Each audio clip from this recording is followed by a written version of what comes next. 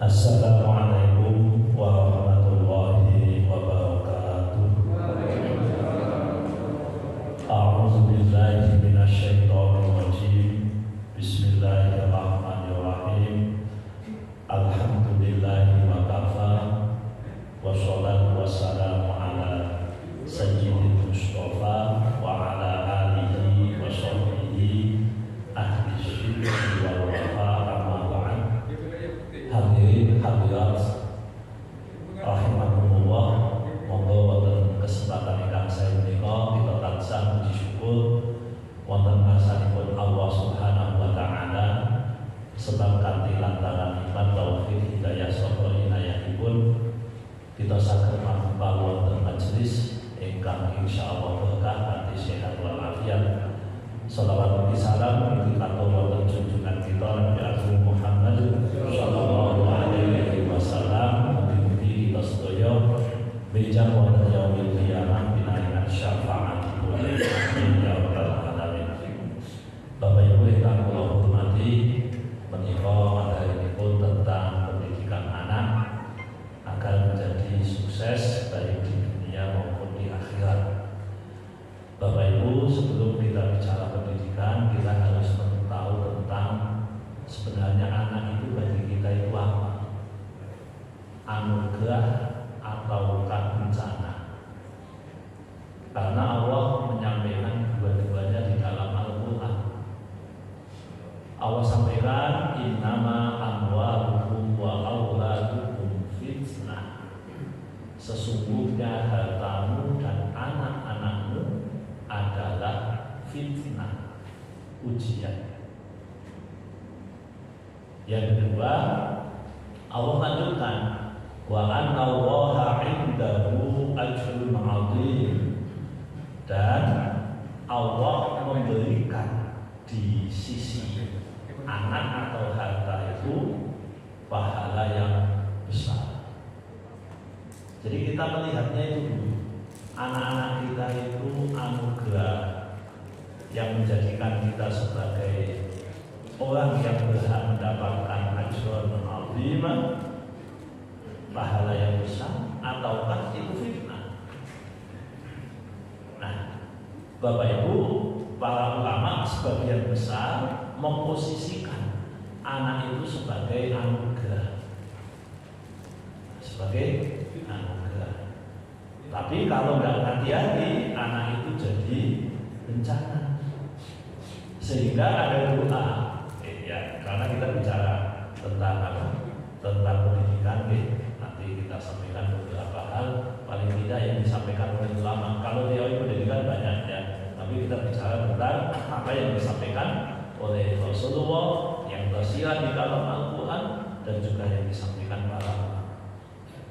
Jadi Bapak Ibu, kita harus pahami anak kita adalah titipan anugerah dari Allah yang harus kita upayakan sedemikian rupa. Nah, bagaimana kita upayakan anak kita itu? Yang pertama, Bapak Ibu, sebagai orang tua agar anak-anak kita itu sholih, sholihah, baik dunia maupun akhirat, maka jangan lupa jadi orang tua itu doa. Jadi orang tua berdoa untuk anaknya sampai kapanpun panjenengan selama masih hidup berdoalah untuk anak-anaknya. Dan doanya piye? Di Quran itu ada 4 atau 5 ya. Saya sebutkan satu persatu. Yang pertama, Rabbi habli minas sholihin. Wahai Tuhanku ya Allah, berikanlah kepadaku anak yang sholih. Itu doa Nabi Ibrahim, dia bagikan dalam Al-Quran. Berarti kita bisa ngikut itu. Yang pertama itu doa dulu, nanti masalah teknis doa dulu. Jadi agama selalu bicara dari yang paling esensi dulu, doa dulu. Rabbi habli minas sholihin, doa pertama. Doa yang kedua, Rabbi ij'alni muqimas shalah wa min dzurriyyati Rabbana wa taqabbal du'a. Itu doa artinya Rabbi ij'al waj'alni muqimas shalah. Ya Allah, jadikan saya orang yang mendirikan sholat, juga anak cucu saya. Jadi intinya doa itu minta agar kita dan anak cucu kita menjadi orang yang senantiasa melaksanakan ibadah sholat.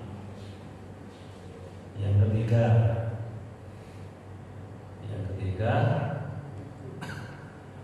Rabbana hab lana min azwajina wa dhurriyyatina qurrata a'yun waj'alna lil muttaqina imama.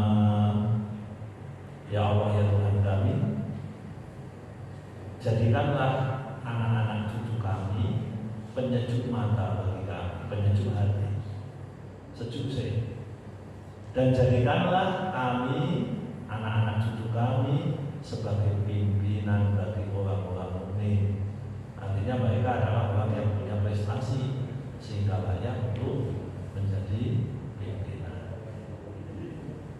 Yang berikutnya adalah doa Rabbi awzi'ani an ashkura ni'mataka allati an'amta 'alayya wa 'ala walidayya wa an a'mala shalihan tardah wa aslih li fi dhurriyyati inni tubtu ilaika wa inni minal muslimin. Nah, itu doa yang keempat. Ya Allah, berikan kemampuan, berikan anugerah pada saya, pada keluarga saya, untuk senantiasa bersyukuri nikmat-Mu, dan jadikanlah anak-anak cucu kami adalah anak-anak cucu yang sholih. Nah, itu doa-doa yang patut untuk kita perhatikan.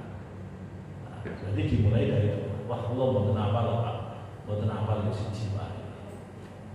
Artinya ada doa, yang penting ada doa dulu. Kiai dulu menyebutkan ngangguwo, jadi anak itu dididik pakai air mata. Air mata artinya adalah doa yang tulus yang dipanjatkan oleh orang tua kepada anak. Diduga kuat bahwa di zaman semakin akhir orang itu sudah mulai mengurangi frekuensi doa, mengurangi frekuensi doa. Jadi wong ora pakai dia berdoa ke orang penting.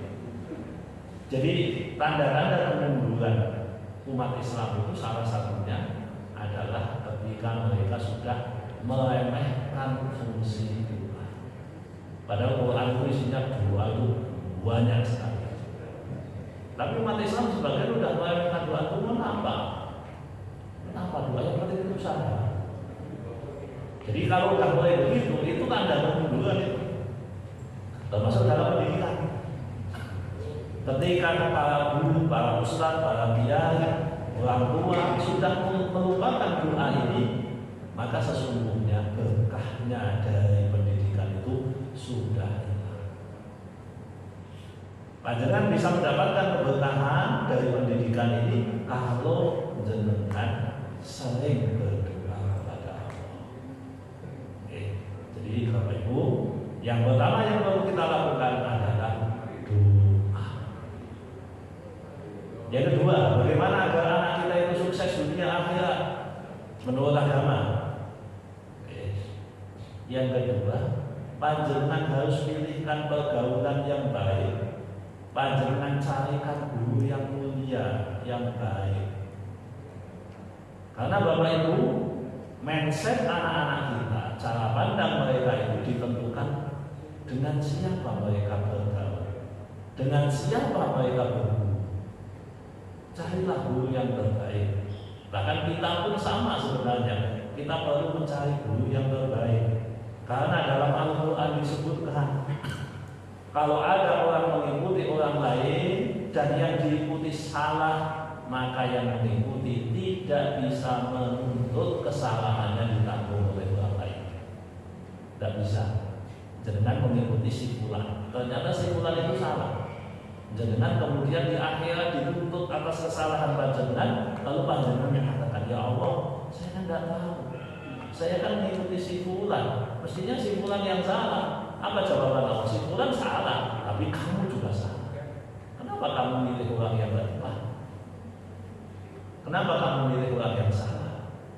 Salah milih guru itu bahaya Bapak Ibu. Betapa banyak, mohon maaf ya, kita bicara pesantren Pak, contohnya. Pesantren itu Bapak Ibu, hari ini banyak pesantren yang mohon maaf ngajari sesuatu yang tidak semestinya. Kita miris Bapak Ibu ketika ada sebagian santri yang dididik untuk jadi teroris. Padahal dulu tidak begitu. Kok bisa begitu? Salah milih guru. Nah, di tempat yang tidak pas. Jadi siapa? Dari orang tuanya. Kenapa orang tuanya memasukkan anak ke lembaga pendidikan yang seperti itu? Terus Bapak Ibu mohon maaf, kita bicara biaya. Ya. Indonesia itu pernah terjadi gelombang beasiswa ke Kanada, ke Amerika, dan itu jurusan agama. Jadi di Kanada itu ada satu universitas yang di situ spesialis jurusan agama Islam. Nah itu terjadi gelombang. Kalau dalam bahasa pendidikan kita itu, mohon maaf, itu yang ngasih beasiswa siapa? Yang ngasih beasiswa orang Kristen. Lalu untuk pendidikan agama Islam, apa itu membawa keberkahan? Tidak. Kan kita kadang yang penting dapat kan, terus itu beasiswa, nengone universitas bergengsi, lalu kita ambil. Orang tua yang baik itu Bapak Ibu, kayak dulu siapa ya? Salah satu raja zaman Imam Malik. Jadi bagaimana mendidik ya? Kita itu kan pengennya kan dapat value ini, dapat output yang baik. Jadi kan ada input, ada output, ada proses kan begitu.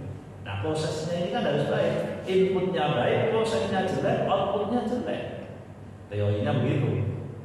Nah kita perlu campur tangan, keikhlasan, keberkahan dan seterusnya. Itu yang kadang tidak disadari oleh sebagian orang.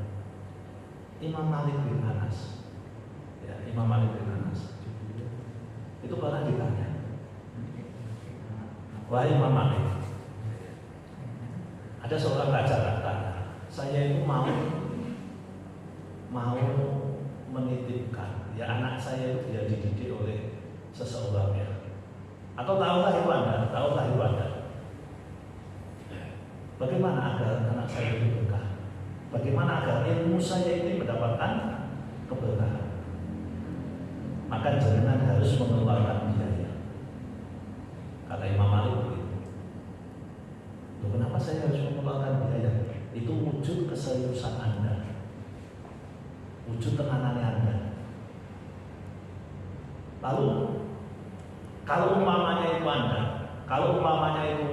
anak Anda, lalu panjangan pasrahkan kepada Allah, berapa biaya yang perlu Anda keluarkan? Anda akan terlihat dari seberapa kuat Anda mengeluarkan itu. Dan umpamanya sama, kalau saya orang kaya, saya akan kasih minimal 1 dinar setiap saya menitipkan anak saya, baik 5 menit atau 10 menit. Itu Imam Malik aja. Nah, kadang mindset kita itu tidak begitu. Mindset kita itu tidak begitu. Itulah yang kemudian kita ini akhirnya terperosok di dalam tadi proses yang, mohon maaf, kita tidak peduli harta yang kita pakai seperti apa. Kadang-kadang kita begini. Apalagi kalau kita bicara pendidikan agama ya.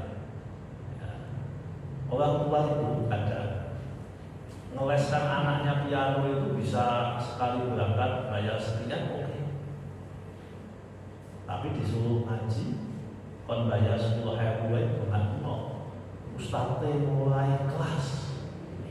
Tapi nek di piano kok jadi kelas, lebih lagi. Nah ini model-model seperti inilah yang proses. Orang kadang wong niku kan do seneng kebiaya. Jadi wong niku kan sebagian do seneng kebiaya. Demi untuk pembiayaan sesuatu yang berbiaya 50 juta rupiah, 100 juta rupiah. Itu ada. Jadi salah satu yang saya garis bawahi dari pernyataan Gus Bahat, salah satunya itu ini. Mulai berumur lah wong anake acara gede-gede dengan biaya sekian, acara macam-macam, nyaman-nyaman saja. Tapi begitu guru ngaji ning kampunge, urusan karo sing dianggap kecil itu diremehkan dan seterusnya. Nah itu dalam bahasa pendidikan Bapak Ibu, yang begitu itulah yang ditarik keberkahannya oleh Allah. Karena sesungguhnya kita tidak melalui proses yang seharusnya. Ada kitab namanya Ta'limul Muta'allim, bagaimana kita berproses di dalam belajar. Kalau ngaji Quran ada kitab namanya At-Tibyan fi Adabi Amalatil Quran. Ini value itu sudah mulai berkurang, nilai itu sudah mulai berkurang. Maka kalau materi kita itu ingin dapat kemuliaan, keberkahan, kebahagiaan dunia akhirat, proses itu mestinya kita jalani. Mestinya kita jalani. Penghargaan terhadap ilmu itu lebih tinggi daripada penghargaan terhadap yang lain. Tapi kan secara umum ini belum terjadi. Secara umum belum terjadi. Nah ini kalau kita bicara berkah kemuliaan. Kenapa sih kadang anak-anak kita itu cerdas, intelektualnya tinggi, tetapi kok kepekaan sosialnya lemah, terus kemudian ketaatan pada orang tua tidak bagus. Ya kita jangan menyalahkan ininya saja, tapi kita salahkan diri kita itu bahagianya seperti apa. Jangan-jangan memang Guru Moyola tahu, terus mohon maaf menyepelekan orang-orang yang ngajarin kita. Nah itu mungkin yang jadi masalah bagi kita secara value di situ. Kalau kita bicara agama di situ, dan itulah yang mestinya harus menjadi ciri khas pendidikan dalam agama. Loh, kita itu tahu bahwa hari ini kan terjadi istilahnya disrupsi ya, semuanya sudah berubah. Jadi pola-pola itu sudah berubah. Pendidikan itu nanti menurut penelitian, dan ini penelitian dilakukan oleh ahli. Nanti ke depan itu ada namanya ledakan non degree. Orang yang tidak punya ijazah justru yang lebih dominan nanti suatu saat. Sekarang sudah dimulai di perusahaan-perusahaan besar. Nah, orang kan bicara tentang skill, bicara tentang kemampuan, bicara itu saya diunahin ini, tapi value sebagai manusia lupa. Padahal pendidikan itu adalah mencerdaskan manusia, menjadikan manusia sebagai makhluk yang humanis. Nanti teknologi 5.0 itu teknologi yang humanis, kembali kepada manusia yang memanusiakan manusia. Karena sekarang manusia dibikin robot. Nah, termasuk pendidikan diarahkan menuju manusia yang robot. Bicaranya hanya skill, kemampuan. Lupa nek dhewe itu robot. Nek robot itu bicara kan kemampuan. Robot ini sapa? Gawe iki. Nanti kalau sudah ada artificial intelligence, itu manusia udah pada kalah. Ingat Bapak Ibu, 5-10 tahun mungkin tidak ada PLN. Tidak ada. Atau kalau ada sedikit kayak dulu gawe tol. Dikurangi kenapa? Sudah ganti AI. Nah, karena menungso wis ora patek dadi menungso. Jadi mana titik kemanusiaan? Agama itulah yang menyentuh kemanusiaan dan harga diri manusia sebagai manusia. Nah, kalau ini udah mulai terkikis, wong dibicara pendidikan anak hanya skill, kalah kali robot. Makanya Bapak Ibu, ya kita harus nyadar lah ini. Kita harus nyadar. Tema ini bagus ini. Nyeneni awake dhewe bareng iki temane. Termasuk nyeneni awake dhewe mengkritik diri kita masing-masing. Betapa kadang kita itu tidak menghormati value-nya. Jadi nilai tersembunyi dari manusia itu malah dilepas. Nah inilah yang mestinya menjadi perhatian bagi kita semua. mulailah menghormati dengan cara itu.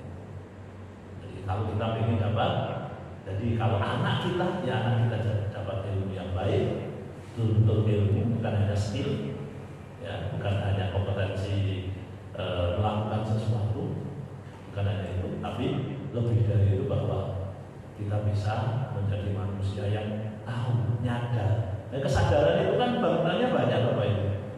Orang itu disebut sadar itu kan faktor penentunya banyak, dan banyak yang tidak bisa diprediksi. Nah yang tidak bisa diprediksi itu kan kalau bicara seperti itu karena kita memuliakan orang lain, kita ini, nah itu tidak bisa diprediksi. Teori ini raw. Itu yang kedua Bapak Ibu, yang pertama tadi doa jangan lupa. Yang kedua kita mulailah menghormati, memuliakan orang-orang yang senantiasa kalau kita punya anak ya gurunya anak kita atau guru kita. Yang ketiga Allah. Ya tadi kalau Imam Malik bicara ya seperti itu manusia. Yang ketiga Bapak Ibu, yang ketiga kalau kita bicara tentang apa pendidikan anak-anak kita, ada satu ungkapan dari Ali bin Abi Thalib. Ya. Ali bin Abi Thalib.